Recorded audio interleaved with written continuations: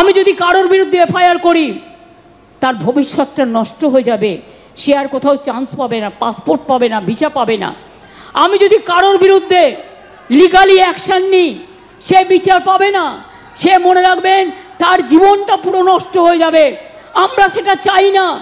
আমাদের সরকারের মানবিক মুখ আছে, মানবিক মুখ দিয়ে আমি আরও ডাক্তার তৈরি করতে চাই।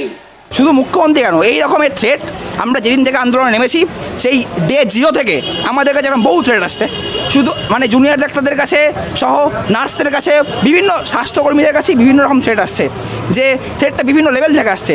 হয়তো কখনো যে টিএমসিপি যে ছাত্ররা তারা কখনো থ্রেট করছে, কখনো হয়তো প্রফেসরদের লেভেল থেকে, হ্যাঁ আমাদের স্যারেদের লেভেল থেকে, যারা তাদের দলদাস হয়ে থাকেন, সবাই না, একটা অংশ, তাদের পক্ষ থেকে কখনো থ্রেট করানো হচ্ছে। কখনো খুব নরমভাবে, কখনো খুব মানে একদম সরাসরি বলে যে পরীক্ষা কীভাবে পাস করো দেখে নেবো, হ্যাঁ রাত্রে বাইরে বেরোলে দেখে নেবো, বিভিন্নভাবে থ্রেট করা হচ্ছে। আবার আজকে মুখ্যমন্ত্রী নিজেও থ্রেট করলেন।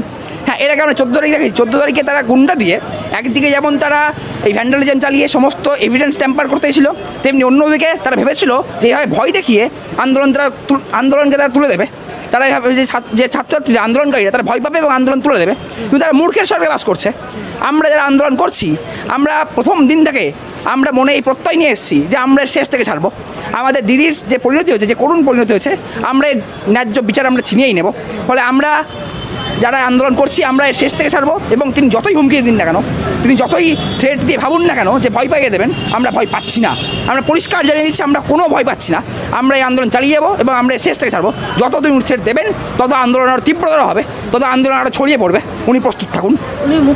আমি আপনাদের কথা দিচ্ছি, আমি আজকে মিটিং করছি, আজ পর্যন্ত বলছি আমরা কোনো ব্যবস্থা নিইনি। আপনারা আন্দোলন করেছেন, আমি কোনো ব্যবস্থা আপনাদের বিরুদ্ধে নেব না।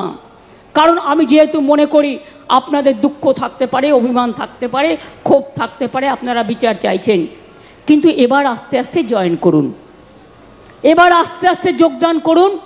তা নাহলে সুপ্রিম কোর্ট কিন্তু সেদিন বলেছিলেন, এরপর থেকে স্টেট গভর্নমেন্টকে পাওয়ার দেওয়া হলো টু টেক অ্যাকশান।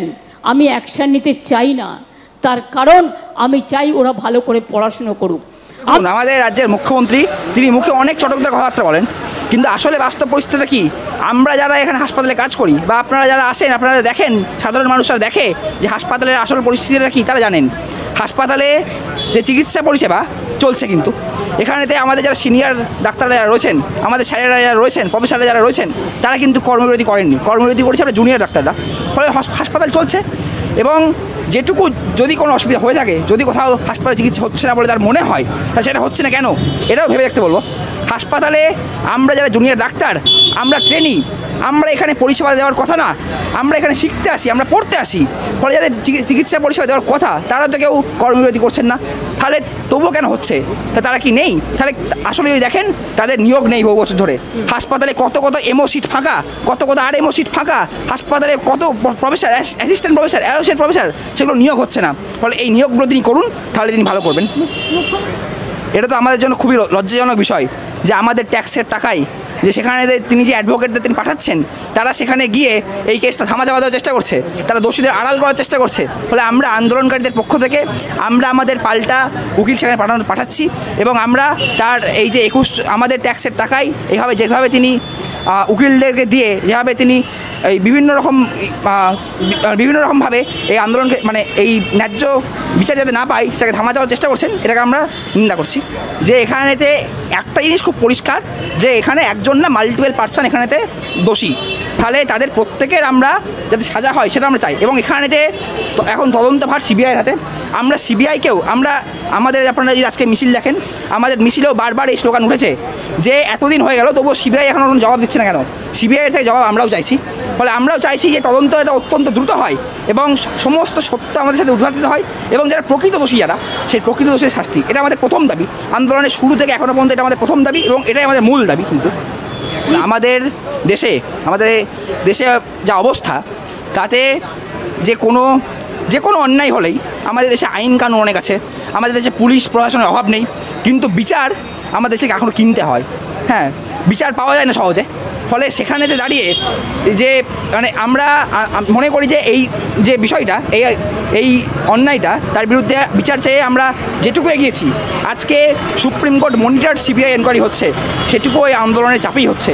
ফলে আমরা আশাবাদী যে এই বিচার আমরা সুপ্রিম কোর্টের কাছ থেকে আমরা পাবো এবং খুব দ্রুতই হয়তো তাদের শাস্তি হবে। আচ্ছা, আপনারা তো দেখুন, প্রতিদিন এত অন্যায় ঘটে চলে সারা রাজ্য জুড়ে, সারা দেশ জুড়েই এত অন্যায় ঘটে চলে। মানুষজন অত্যন্ত ক্ষোভে থাকেন, তারা সবসময় তা প্রকাশ করতে পারেন না। সেই ক্ষোভ জমতে যখন একটা সময় আসে, যখন সেই স্ফুলিঙ্গ চারিদিকে ছড়িয়ে পড়ে, আমরা মনে করি এই আন্দোলনটাকে আমরা এমন একটা স্তর দিতে পেরেছি যার ফলে সাধারণ মানুষ তাদের নিজেদেরকে এই আন্দোলনের সাথে একাত্ম করতে পেরেছেন। তারা মনে করছেন যে এই বিচার, আমরা যে বিচার চাইছি, এটা শুধুমাত্র এখন কিন্তু তিলোত্তমার বিচার নয়। এখন সারা রাজ্য জুড়ে, সারা দেশ জুড়ে যত নারীদের উপর লাঞ্ছনা ঘটে, যত ধর্ষণ ঘটে, যত শ্লীলতাহানি ঘটে, যত অন্যায় ঘটে, সেই সমস্ত কিছুর বিচার এখন একাত্ম হয়ে গেছে। ফলে আমরা মনে করি যে সমস্ত সাধারণ মানুষ, কোনো দল মত নির্বিশেষে সাধারণ মানুষ যেভাবে আন্দোলন আছেন, তাদেরকে আমরা কুর্নিশ জানাই। তারা আন্দোলন আছেন বলেই আন্দোলনটা আমরা আরও এগিয়ে নিয়ে যেতে পারছি এবং আমরা আশা করছি তারা আমাদের পাশে থাকবেন এবং আন্দোলন আরও তীব্র হবে। আচ্ছা